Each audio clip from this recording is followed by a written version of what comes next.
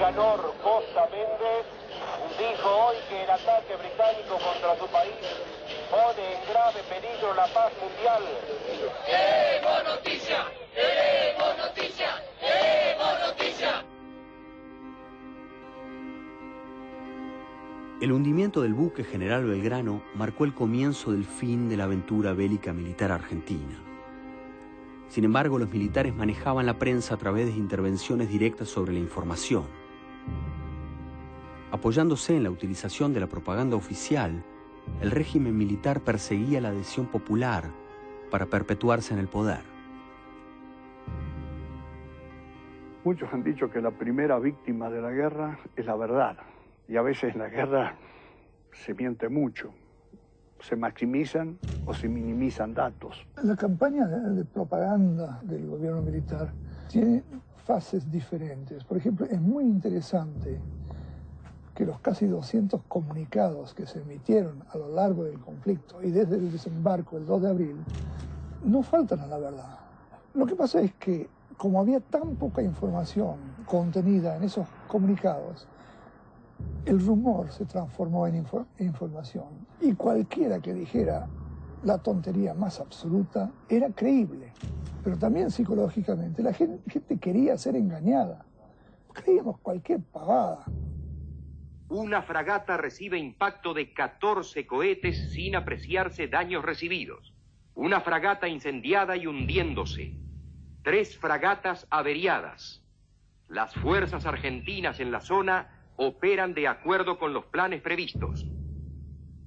Por un lado, denunciábamos la dictadura y los fines, los objetivos de la dictadura, y por el otro lado, es muy difícil estar afuera y uno no puede aplaudir la masacre de tus propios compatriotas o el hundimiento de Belgrano. Así que al mismo tiempo denunciábamos el rol asesino del ejército de la Thatcher. Para nosotros era absolutamente increíble lo que los medios de comunicación en la Argentina transmitían y lo que nuestros familiares nos decían por teléfono cuando los llamábamos para decirles: aquí dicen que está todo mal, aquí dicen que vamos perdiendo. No, aquí dicen lo contrario.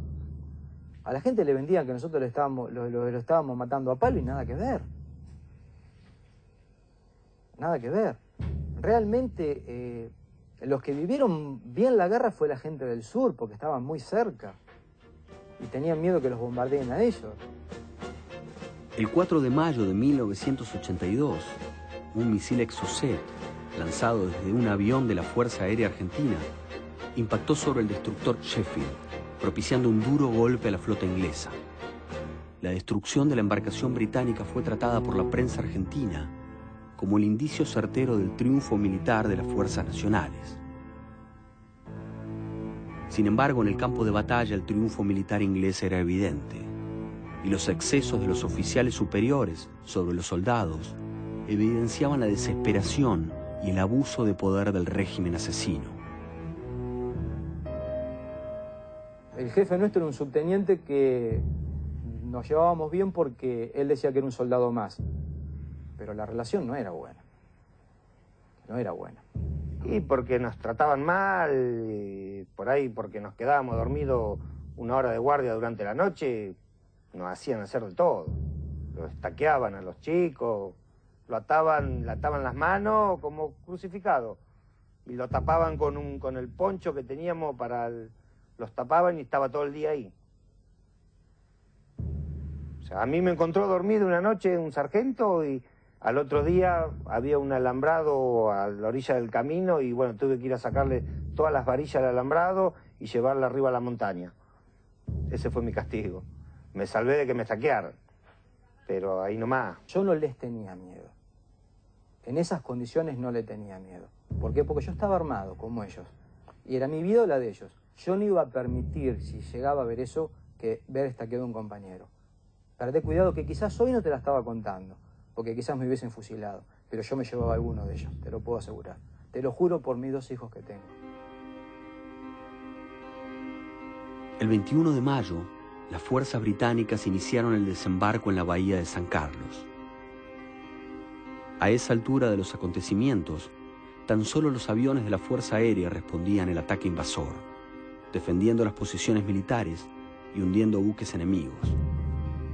Por las condiciones del escenario geográfico, la Armada debería ser la protagonista. Curiosamente fue la Fuerza Aérea la que se llevó los laureles, y que no fue por lo menos la que aparentemente incidió en la cosa. Fortificaron un puerto argentino como si fuese en la época medieval. Descuidaron las costas, pusieron todas las tropas alrededor del pueblo.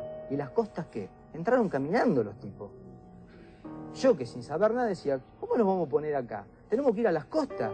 Cuando intenten desembarcar, le tiramos hasta con la suela de los zapatos. ¿Sabe lo que me dijo un teniente primero? Cállese la boca, soldado, usted obedezca. Los combates sobre Puerto Darwin se extendieron durante días. Centenares de soldados argentinos e ingleses resultaron muertos, heridos o desaparecidos. Posteriormente hay un incidente en una zona que se llama Fitzroy o Bahía Agradable, donde los ingleses dicen que fue el día más negro de la flota porque tuvieron serias pérdidas, pero para poder aspirar al triunfo hay que tener el poder aeronaval. Y acá el dominio del mar era totalmente británico y el dominio del aire era totalmente británico también, porque tenían 2 portaaviones, entonces esos aviones operaban desde las islas. Esas islas están a 700 kilómetros del continente. Nuestros aviones tenían que hacer 700 kilómetros de ida y otros 700 kilómetros de vuelta para poder cumplir una misión. Y estaban condicionados hasta por combustible. En el ataque, en las trincheras, estarán cantando juntos con nosotros el himno nacional argentino. En el Día de la Patria, ¡buenos días! La guerra es una guerra muy encarnizada, muy cuerpo a cuerpo. Las batallas son cuerpo a cuerpo y realmente los británicos hablan del coraje de los soldados argentinos a pesar de la diferencia de medios. En ese sentido es importante reconocer el heroísmo de los soldados, que creo que hay que distinguir absolutamente de la miseria, de la cobardía de los jefes, ¿no? Digamos, de los jefes me refiero a la comandancia de Galtieri, Anaya y Lamidoso, ¿no?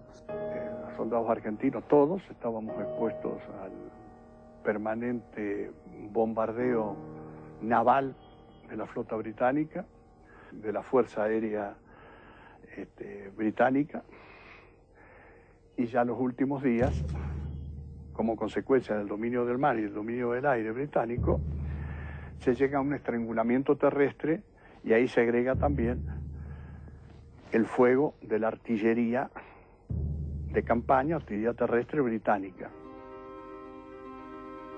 El 11 de junio de 1982, tras una breve visita a Gran Bretaña, el Papa Juan Pablo II arribó a Buenos Aires. El propósito de su llegada era acordar la rendición argentina. Tras una breve reunión con la Junta Militar, Juan Pablo II ofreció una misa para 2 millones de argentinos que rezaban por el destino de miles de jóvenes que morían en una guerra inútil. El Papa, después de muchos siglos, tenía que ir a Inglaterra, no podía, después de todo lo que se había trabajado en la diplomacia, entonces dijo, bueno, si voy a Inglaterra, voy también a Argentina. El Papa dijo una frase que no me lo olvidaré nunca. El fenómeno siempre injusto de la guerra. Yo quedé encantado.